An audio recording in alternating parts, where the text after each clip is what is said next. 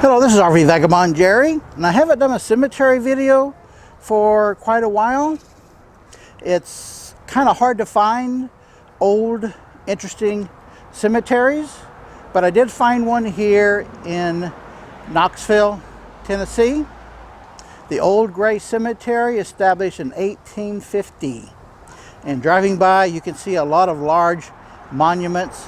So I'm going to go through and show you what I think are some of the more interesting monuments that they have here.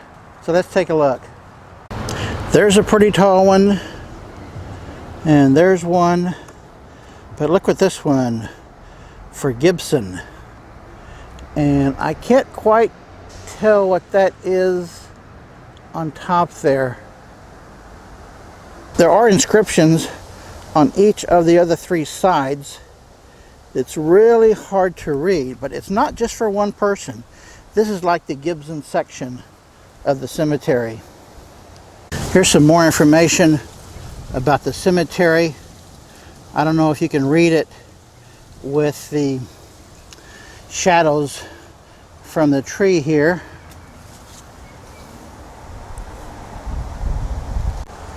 Here's a map of the cemetery with grave numbers, so if you're looking for somebody, you have to know what your number is, and you can find those at this website. I forget what you call these, where they have 6 people buried. Here's a really tall, sharp one on the top. It's for a husband and wife. I bet this tree hated to lose those branches there. Wonder what happened.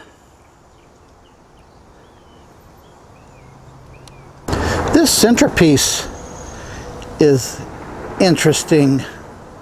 I can't tell what it's for, but what I can tell is that we got 2 topless ladies here, and they are thinking hard. How would you like to have 2 topless ladies watching over your grave?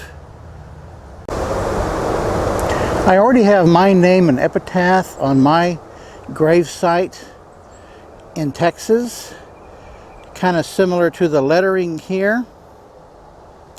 And they put black, I don't know what it is, something black inside of the letters so that they'll stand out and you can read them.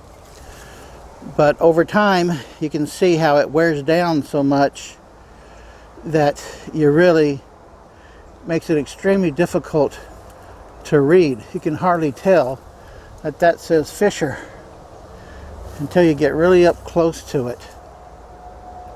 My family has their own private cemetery in Texas, so I know where I'm going, and I had my gravestone made about 30 years ago and installed at my grave site.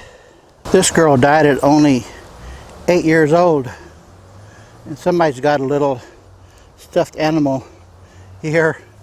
That's nice. Here's a crypt for the Sneed family, 1854. I wonder what's behind that steel door. They do have several Sneed's grave markers here in front. Now this is a shame. Somebody stole this guy's head. Wonder what they did with it. Oh look, there's a campground right beside the cemetery here. I wonder if this is Mr. Cowan on top here.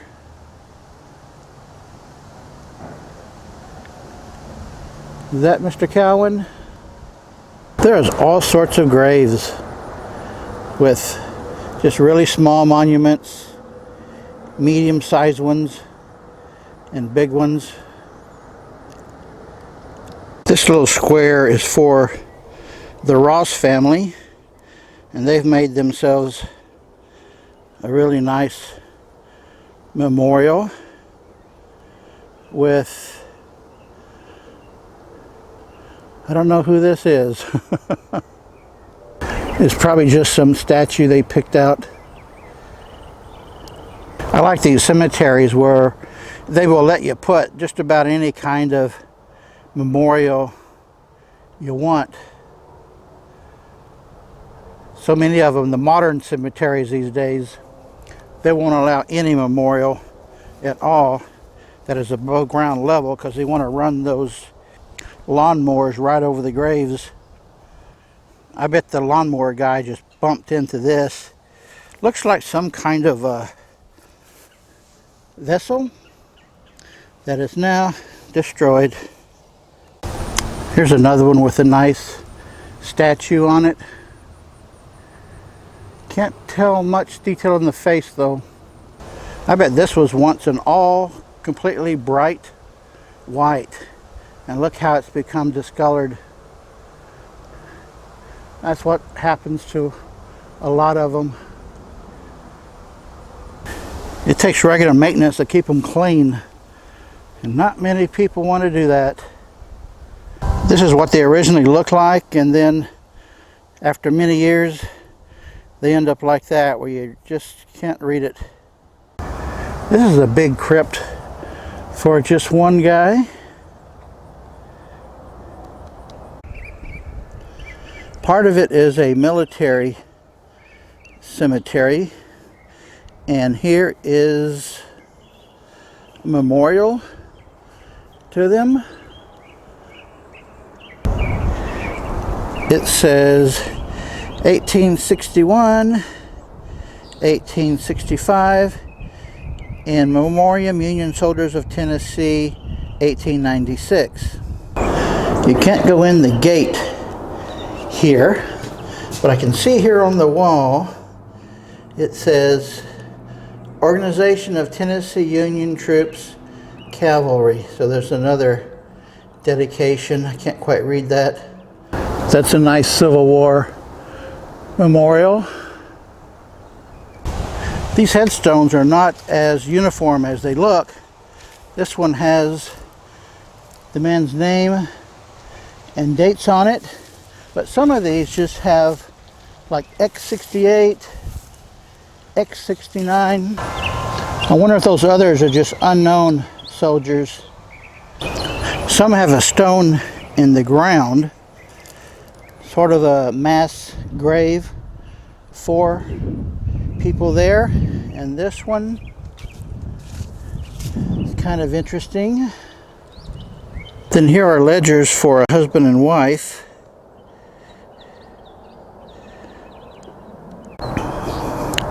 And Mr. Fitzgerald has his own really big monument, so he must have been somebody really special. So you can see they're not uniform at all. There's this old church right across the street. I bet it gets a lot of funeral business.